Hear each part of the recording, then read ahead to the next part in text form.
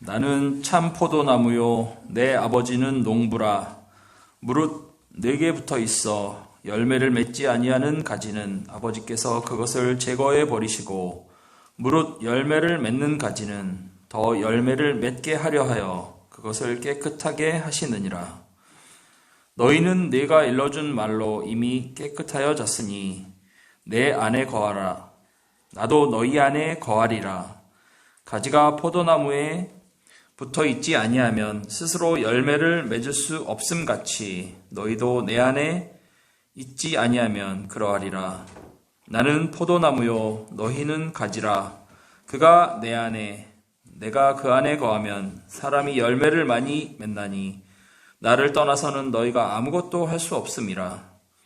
사람이 내 안에 거하지 아니하면 가지처럼 밖에 버려져 마르나니 사람들이 그것을 모아다가 불에 던져 사르느니라.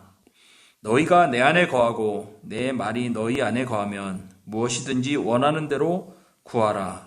그리하면 이루리라. 너희가 열매를 많이 맺으면 내 아버지께서 영광을 받으실 것이요 너희는 내 제자가 되리라.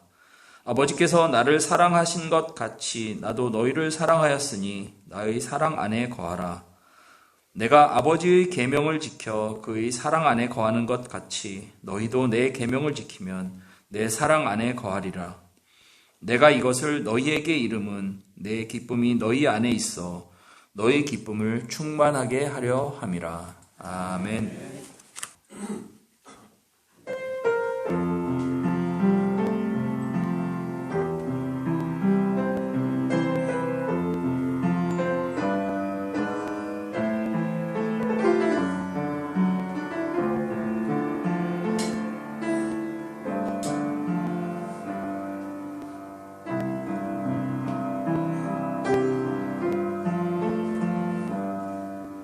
하나님 예배를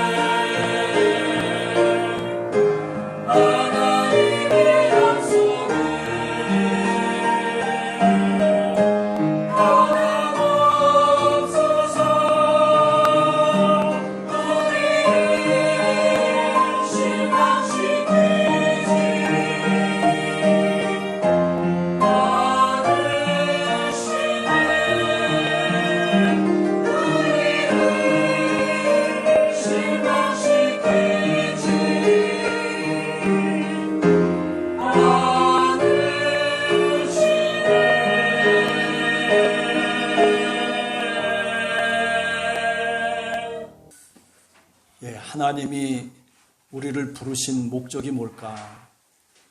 그 목적을 잘 알면 우리가 신앙생활을 흔들리지 않고 주님의 뜻 가운데서 쉽게 해나갈 수 있는데, 그 부르심의 목적이 우리가 무엇인지를 잘 모르기 때문에 우리가 어떤 때는 흔들리고 실패의 과정을 거쳐갈 수밖에 없지 않은가라는 생각도 해봅니다. 오늘 성경 말씀을 보면 하나님이 우리들을 부르신 목적이 무엇인가에 대한 결론이 분명하게 나와 있습니다.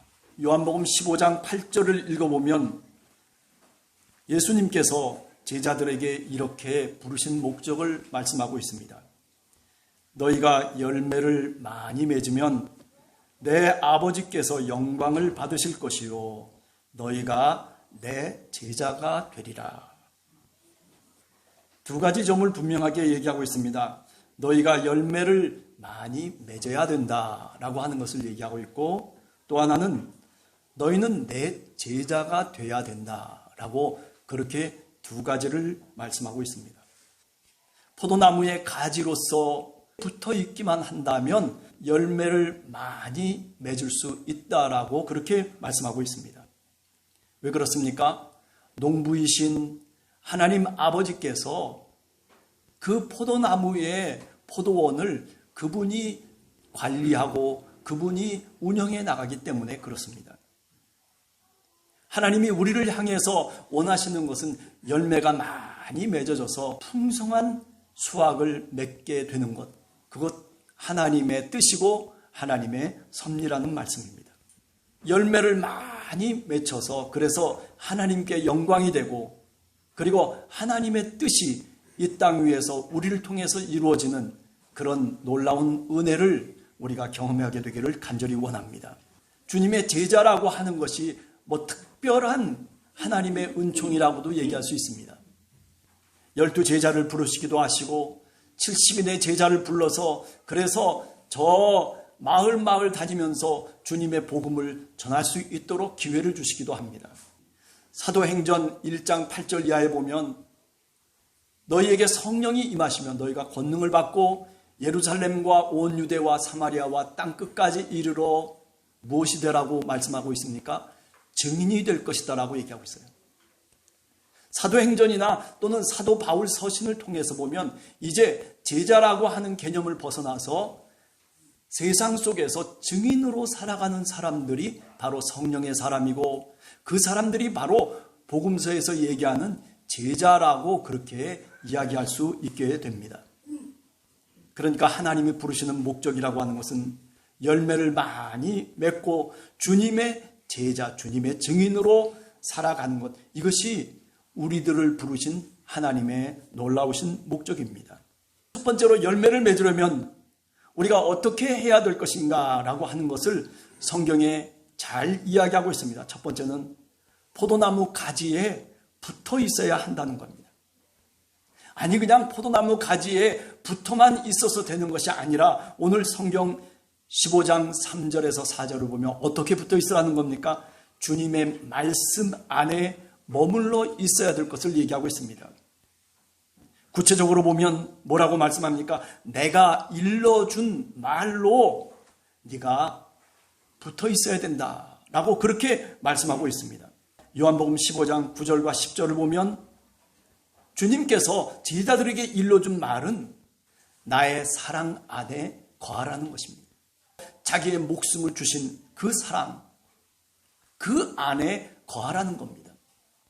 우리가 왜 믿음이 떨어지고 우리가 왜 믿음이 흔들리고 우리가 왜 믿음을 잊어버리고 살아갈 때가 많습니까? 그것은 그 주님이 우리를 사랑하신 그 사랑에 대한 감격이 우리들의 기억 속에 점차로 사라지기 때문에 그렇습니다.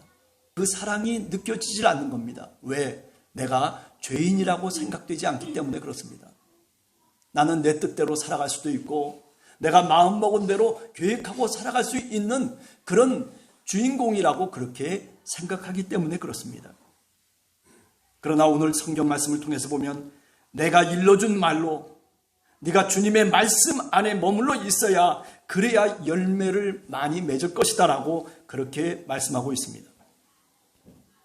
더 나아가서 15장 12절에 보면 그렇기 때문에 너희도 내가 사랑한 것처럼 아버지가 나를 사랑하고 내가 너희를 사랑한 것처럼 너희들도 서로 사랑하라고 얘기하고 있습니다. 그래야 14절에 보면 나의 친구로 부를 것이다 라고 얘기하고 있는 것이죠. 여러분, 어떻게 해야지 우리가 열매를 많이 맺을 수 있습니까? 그것은 주님이 우리에게 일러준 말씀, 서로가 사랑하는 그 속에서 비로소 우리는 열매를 맺을 수 있게 된다는 말씀입니다. 사랑하는 사람은 기도하는 사람입니다. 여러분, 옆에 있는 사람을 위해서 여러분들이 얼마나 기도하고 있습니까? 내 아내를 위해서, 또 내 자녀를 위해서, 또는 내 부모님을 위해서, 또는 누군가를 위해서, 이웃을 위해서, 성도들 간에, 또는 우리가 무엇을 기도하고 있습니까? 왜 기도하지 않는 겁니까? 그것은 바로 내 안에 그를 향한 사랑이 없기 때문에 그렇습니다. 틀린 말이 결코 아닐 것입니다. 내가 그만큼 관심이 없기 때문에 사실은 기도하지 아니하고, 아니 내가 관심이 없다는 것은 그만큼 내가 사랑하지 않는다라는 분명한 바로메타가 되는 것입니다. 여러분들 옆에 있는 성도들을 위해서 기도해야 됩니다. 그것이 사랑의 표현입니다. 그래요. 사랑할 수 있는 방법이 여러 가지가 있겠지만은, 그러나 오늘 성경을 통해서 우리가 분명한 한 가지 방법은 기도하는 것, 그것이 사랑하는 방법입니다. 여러분들이 저를 어떻게 사랑해야 되겠습니까? 저는 여러분들을 어떻게 사랑해야 되겠습니까? 그것은 한 가지 분명한 길이 있는데, 그것은 기도하는 겁니다. 서로가 기도해 주는 겁니다. 장로님을 위해서 기도하고, 장로님은 성도를 위해서 기도하고, 그리고 권사님을 위해서 기도하고, 권사님은 성도들을 위해서 기도하고, 서로 옆에 있는 사람들끼리 서로 손을 내밀어서 기도할 수 있는 그런 교회가 정말 참된 교회인 것입니다. 그것이 바로 오늘 성경에 말씀하시는 것처럼 포도나무 가지에 붙어 있는 증거가 되기도 하는 것입니다. 그럴 때 비로소 주님은 우리를 향해서 내 친구라고 그렇게 말씀하시고 우리를 그렇게 여겨주시는 것입니다. 열매를 맺으려면 두 번째, 농부의 손길, 다시 말하면 하나님 아버지의 손길과 그 뜻에 내가 의지해야 합니다. 그분의 뜻을 믿어야 됩니다. 여러분, 농부가 어떻습니까? 밭을 메고 그리고 농사를 지을 때에 그냥 단순하게 짓는 것이 아닙니다. 여러 가지 어려운 악조건이 오면 그 조건을 이겨내기 위해서 어떤 때는 가지를 칠 때도 있고, 어떤 때는 잡초를 뽑아낼 때도 있고, 어떤 때는 참 어려운 일들이 그 나무에게 부닥쳐 올 때도 있습니다. 그런 것처럼 우리가 신앙인으로 되어가고 그리고 열매를 많이 맺기 위해서는 바로 그 농부이신 하나님 아버지의 섭리를 우리가 분명히 알아야 됩니다. 로마서 8장 28절에 보면 사도 바울이 그것을 우리들에게 분명하게 말씀하고 있습니다. 우리가 알거니와 하나님을 사랑하는 자, 곧 그 뜻대로 부르심을 입은 자들에게는 모든 것이 합력하여 선을 이루느니라. 내가 어떤 때는 가지가 잘라져서 아픔을 느낄 때도 있고, 어떤 때는 뿌리가 흔들려서 어떤 때는 힘들어할 때도 있습니다. 그게 포도나무에 살아가는 삶의 과정입니다. 아니, 그래야 포도나무가 포도의 열매를 맺을 수 있는 것입니다. 하나님을 사랑하는 자, 그 뜻대로 부르심을 입은 자들에게는 모든 것이 합력하여 선을 이루느니라. 농부가 그냥 가지를 자르는 게 아닙니다. 농부가 그 나무를 가꿀 때에 그렇게 어려움과 시험을 나무에게 주는 이유는 보다 더 선한 결실을 얻기 위해서입니다. 우리들에게 부닥쳐오는 여러 가지 시험들이 있고, 우리가 감당할 수 없는 쓰라린 아픔도 우리들에게 있을 수 있지만은, 그러나 그 모든 것들을 우리가 어떻게 여겨야 되느냐 하면은 바로 오늘 로마서 8장 28절의 말씀처럼 그것이 합력해서 선을 분명히 이룰 것이라고 하는 그런 믿음을 가지라는 것입니다. 여러분들에게 부닥쳐오는 시험이 있습니까? 여러분들에게 마음의 상처가 있습니까? 아니면 여러분들에게 여러 가지 어려운 문제들이 있다면 그것은 합력해서 하나님이 우리를 선하게 이끌어 가시는 방법이고 길이기도 한 것입니다. 사랑하는 성도 여러분, 우리가 열매를 많이 맺는 것, 하나님의 부르심의 목적에 합당한 그런 신앙인으로 살아가는 것, 그것은 다른 것이 아니라 하나님이 이 모든 것들을 통해서 합력해서 분명히 나를 선한 곳으로 인도할 것이라고 하는 그런 믿음을 갖는 여러분들 되시기를 간절히 주님의 이름으로 축원합니다. 그 다음에 두 번째는 주님의 제자가 되는 것. 이것이 주님이 우리를 부르신 목적입니다. 사도행전 1장 8절에 보면 성령이 너에게 임하시면 너희가 권능을 받고 예루살렘과 온 유대와 사마리아와 땅끝까지 이르러 내 증인이 될 것이다 라고 그렇게 약속해 주셨습니다. 성령의 임재와 성령의 능력을 우리가 하나님 앞에 간구해야 합니다. 내가 증인의 삶을 살아가기 위해서 내가 힘들지만은, 내가 연약하지만은, 내가 부족하지만은, 내가 정말 감당할 수 없지만은, 그러나 주님께 기도함으로 성령의 능력과 임재를 통해서 우리가 그 일을 이겨나가고 극복해 나가는 것입니다. 우리가 사도행전을 보면 성령의 능력이 임해서 교회가 출생되어지고, 그리고 그 교회를 통해서 하나님의 역사가 이루어지고 있다라고 하는 것을 사도행전은 우리들에게 말씀합니다. 주님의 제자가 되려면 성령의 능력을 강구하고 성령의 능력이 임해야 되고, 그리고 증인의 삶을 산다는 것은 바로 교회를 세워가는 것을 의미하는 것입니다. 교회는 우리 마음의 고향입니다. 누가 뭐래도 늘 내 마음속에 마음의 고향처럼 그렇게 교회를 생각하고 교회를 애틋하게 생각하고 그리고 교회를 향한 내 마음의 관심이 있어야 되는 것입니다. 여러분들은 교회를 어떻게 생각하시면서 삶을 살아가고 있습니까? 성령은 교회의 영입니다. 성령의 충만함이라고 하는 것은 교회의 충만함을 의미하는 것입니다. 교회라고 하는 것이 그냥 사람들끼리 모여가지고 그래서 신앙의 공동체를 이루어서 그래서 세워지는 그런 교회가 아니라 하나님의 말씀이 임하고 하나님의 권능이 임하고 성령의 능력 속에서 우리의 연약함과 우리의 부족함을 극복해 나가는 그 성령의 역사를 교회는 우리들에게 잘 말해주고 그리고 표현하고 있는 것입니다. 여러분, 그렇습니다. 교회를 위해서 기도해야 됩니다. 함께하는 교회를 위해서 기도해야 됩니다. 내 마음의 고향이라고 생각하고 주님의 연약한 교회를 위해서 우리가 같이 함께 기도해야 되는 것입니다. 내가 이방인처럼 내가 외인처럼 내 교회를 생각하는 것이 아니다. 주님의 교회라고 하는 것 때문에 내가 눈물도 흘려야 되고 주님의 교회라고 하는 것 때문에 내가 가슴 저리게 내가 주님 앞에 무릎을 꿇고 기도해야 되는 그런 때가 분명히 있는 겁니다.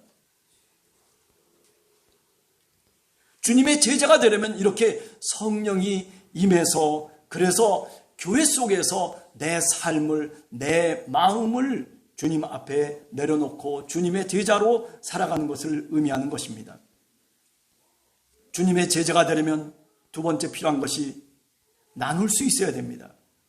마가복음 6장 41절에서부터 42절을 보면 오병이어의 떡과 생선을 나누고 있습니다. 누가 나눕니까?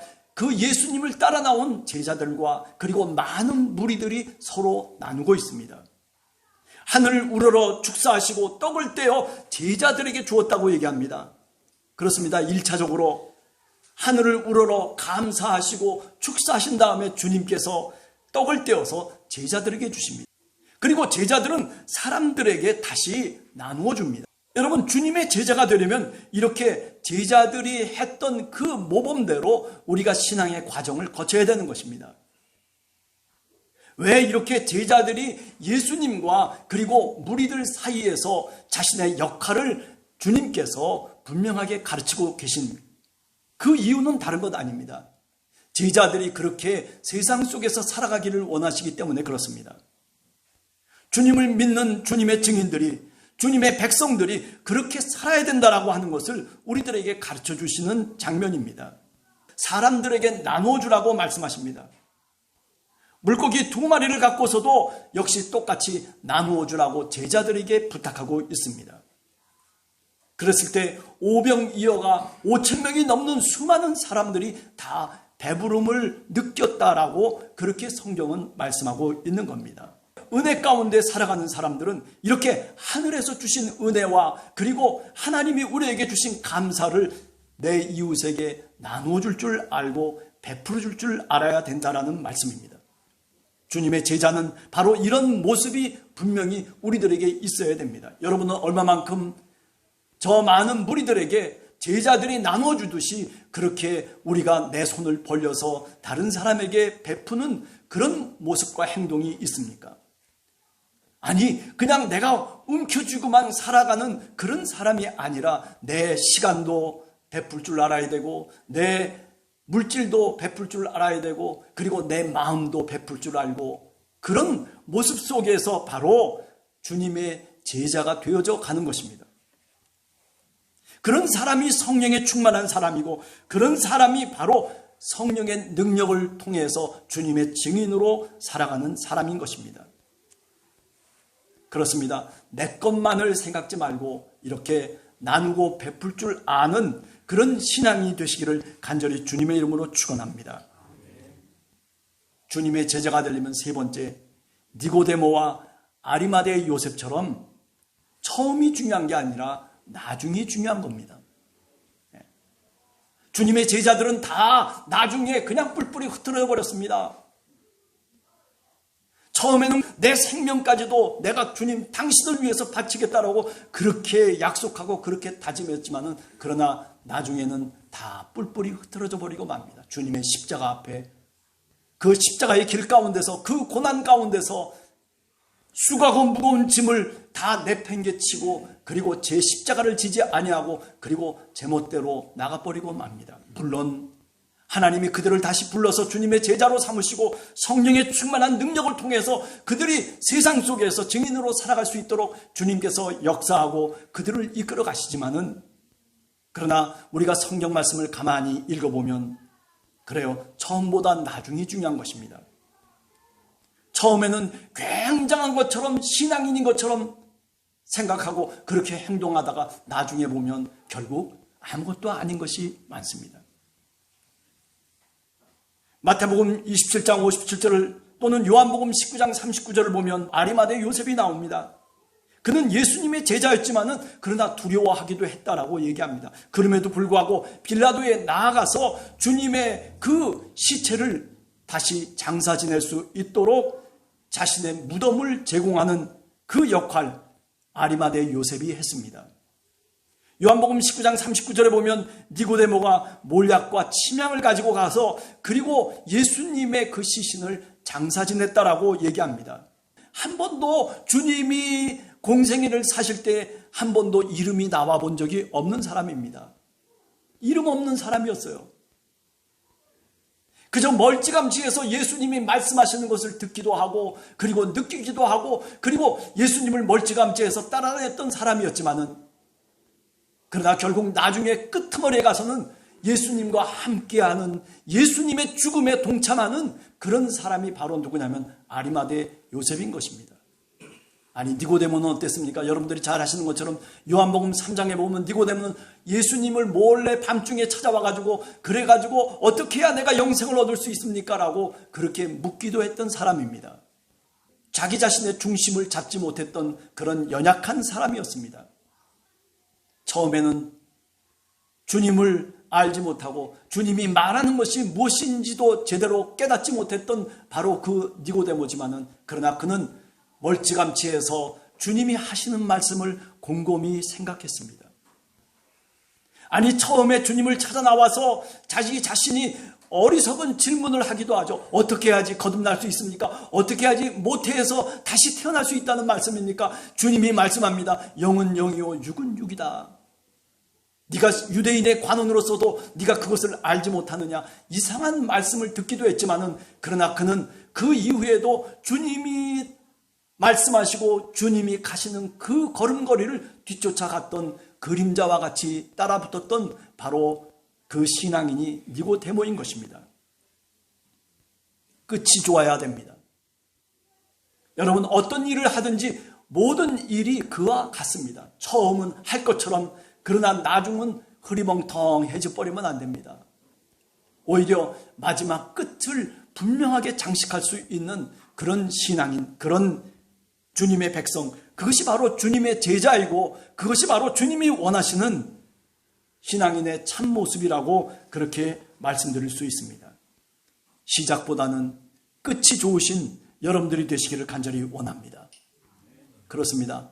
2023년 처음 시작 1월달 처음 시작을 우리가 한 지가 이제 10월 10개월이 지났습니다. 이제 마지막을 향해서 지금 모든 것들이 지나가고 있습니다.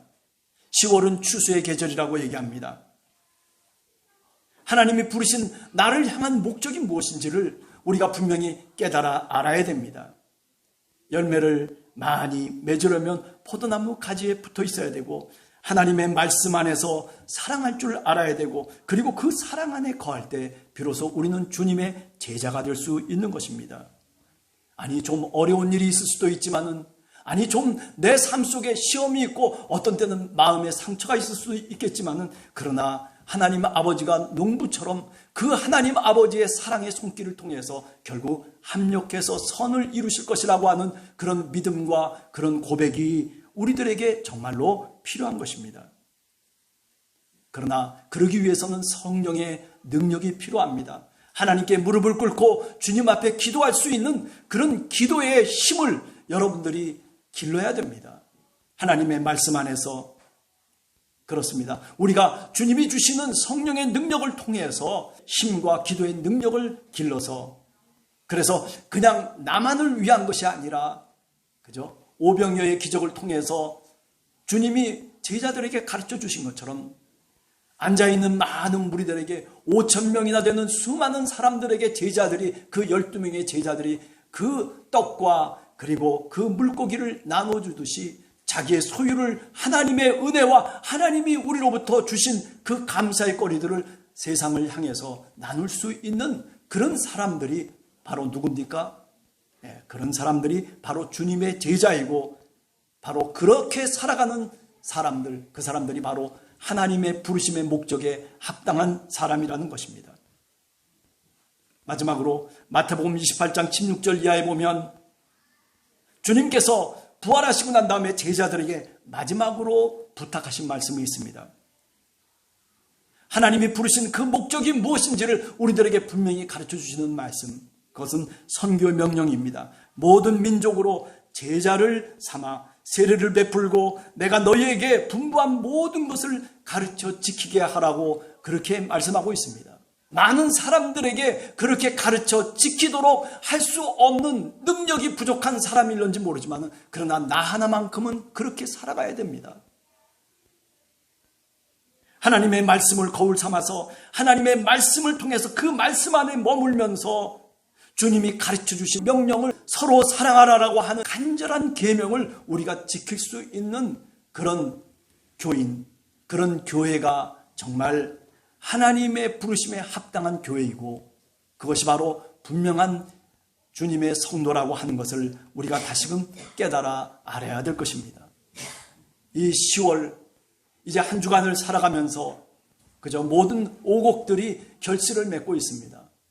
저 논밭에 나가면 논에 그 벼가 익어가지고 노랗게 고개를 숙이고 있습니다.